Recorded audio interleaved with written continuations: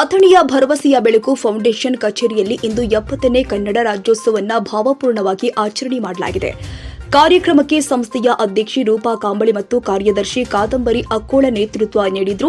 ಈ ಸಂದರ್ಭದಲ್ಲಿ ಕರ್ನಾಟಕ ರಕ್ಷಣಾ ವೇದಿಕೆ ತಾಲೂಕು ಅಧ್ಯಕ್ಷ ಮಂಜು ಹೋಳಿಕಟ್ಟಿ, ತಾಲೂಕು ರೈತ ಘಟಕ ಅಧ್ಯಕ್ಷ ಅಪ್ಪು ಪೂಜಾರಿ ಹಾಗೂ ಕಾಂಗ್ರೆಸ್ ಮುಖಂಡೆ ಸವಿತಾ ಕಾಂಬಳೆ ವಿಶೇಷ ಅತಿಥಿಗಳಾಗಿ ಉಪಸ್ಥಿತರಿದ್ದರು. ಐರಾವತಿ ಕಾಂಬಳೆ, ರೇಣುಕಾ, ವೈಶಾಲಿ, ಪೂನಂ, ದೀಪಾ, ಗೀತಾ, ಅರ್ಚನಾ, ಸ್ನೇಹ ಮತ್ತು ತರಬೇತಿ ಪಡಿತಾ ಇರುವಂತಹ ಅನೇಕ ವಿದ್ಯಾರ್ಥಿನಿಯರು ಈ ಕಾರ್ಯಕ್ರಮದಲ್ಲಿ ಭಾಗವಹಿಸಿದ್ರು. ಕನ್ನಡ ತಾಯಿಗೆ ನಮನ ಸಲ್ಲಿಸಿ ಕಾರ್ಯಕ್ರಮ ಆರಂಭವಾಗಿದೆ. ನಂತರ ಕನ್ನಡದ ಮಹತ್ವ, ಸಂಸ್ಕೃತಿ ಮತ್ತು ರಾಜ್ಯೋತ್ಸವದ ಸಂದೇಶವನ್ನು ಹಂಚಿಕೊಳ್ಳಲಾಗಿದೆ. ಭರವಸೆ ಬೆಳಕು ಫೌಂಡೇಶನ್ ಆಯೋಜನೆ ಮಾಡಲಾಗಿದ್ದ ಈ ಕಾರ್ಯಕ್ರಮದಲ್ಲಿ ಕನ್ನಡದ ಬಗ್ಗೆ ಹೆಮ್ಮೆ, ಒಗ್ಗಟ್ಟು ಮತ್ತು ಸಾಂಸ್ಕೃತಿಕ ಭಾವನೆ ಮತ್ತೊಮ್ಮೆ ಮೂಡಿಬಂದಿದೆ. ಒಂದು ಶಕ್ತಿಯಾಗಿ ಅವರ ಬೆನ್ನೆಲುಬಾಗಿ ನಿಂತಿದ್ದಾರೆ ಮತ್ತು ಅವರಿಗೆ ತಾಯಿ ಭುವನೇಶ್ವರಿ ಇದೇ ರೀತಿ ತಮ್ಮ ಕಾರ್ಯವನ್ನು ಮಾಡಲಿ ಮತ್ತು ಈ ಒಂದು ಸಂಸ್ಥೆಯ ದೊಡ್ಡ ಉನ್ನತಿ ಹೊಂದಲಿ ಅಂತ ಹೇಳಿ ನಮ್ಮೆಲ್ಲ ಕನ್ನಡ ಮನಸ್ಸುಗಳಿಂದ ಅವರಿಗೆ ಶುಭಾಶಯನ್ನು ಕೋರಿ ಅವರಿಗೆ ಯಶಸ್ವಿ ಆಗಲಿ ಅಂತ ಹೇಳಿ ನಮ್ಮನ್ನು ಇಲ್ಲಿ ಕರೆಸಿ ಮಾತಾಡಲಿಕ್ಕೆ ಅವಕಾಶ ಕೊಟ್ಟದ್ದು ಅವ್ರಿಗೆ ಧನ್ಯವಾದ ಹೇಳಿ ನನ್ನ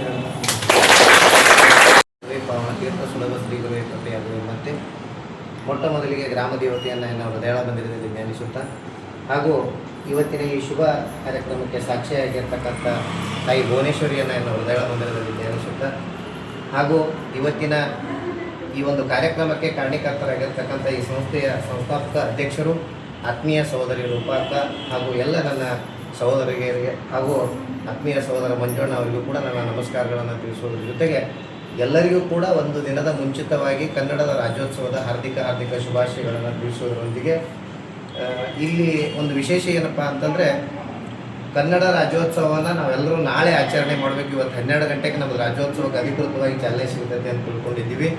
ಆದರೆ ಇವತ್ತು ನಮ್ಮ ಭರವಸೆ ಬೆಳಕು ಫೌಂಡೇಶನ್ನ ಸಂಸ್ಥಾಪಕ ಅಧ್ಯಕ್ಷರಾಗಿರ್ತಕ್ಕಂಥ ಸಹೋದರಿ ರೂಪಾಕ ಅವರು ತಮ್ಮೆಲ್ಲರಿಗೂ ಕೂಡ ಒಂದು ದಿನ ಮುಂಚಿತವಾಗಿ ಕನ್ನಡಾಂಬೆಯ ಪೂಜೆ ಮಾಡೋದ್ರ ಜೊತೆಗೆ ಕನ್ನಡ ಮೇಲಿನ ಪ್ರೀತಿ ಏನೆಂಬುದನ್ನು ತೋರಿಸಿಕೊಳ್ಳೋದ್ರ ಜೊತೆಗೆ ಅವರಿಗೆ ನಮ್ಮ ರಕ್ಷಣಾ ವೇದಿಕೆಯ ಪರವಾಗಿ ತುಂಬ ಹೃದಯದ ಧನ್ಯವಾದಗಳನ್ನು ಅರ್ಪಿಸೋದ್ರ ಜೊತೆಗೆ ಈ ಮೂಲಕ ಒಂದು ಮಾತನ್ನು ಹೇಳಕ್ಕೆ ಇಷ್ಟಪಡ್ತೀನಿ. ಇವತ್ತೇನು ತಾವೆಲ್ಲರೂ ಬಂದಿರಿ ಇಲ್ಲಿ ಏನೋ ಒಂದು ಭರವಸೆಯ ಬೆಳಕು ಫೌಂಡೇಶನ್ನಲ್ಲಿ ಹೆಸರಿನೊಳಗೆ ಎಂಥ ಅರ್ಥ ಐತಿಪ್ಪ ಅಂತಂದ್ರೆ ಭರವಸೆಯ ಬೆಳಕು.